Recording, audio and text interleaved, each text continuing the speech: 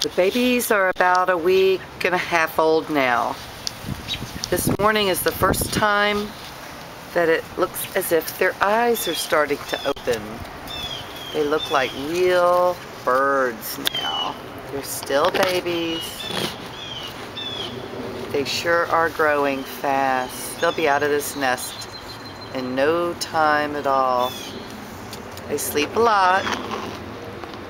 Mama bird is still very protective. She's flying around right now wondering when I'm going to go back inside so she can come out and feed these early birds some of their breakfast.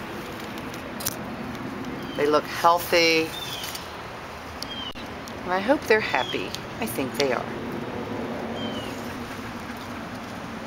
There's Mom and Dad up there waiting.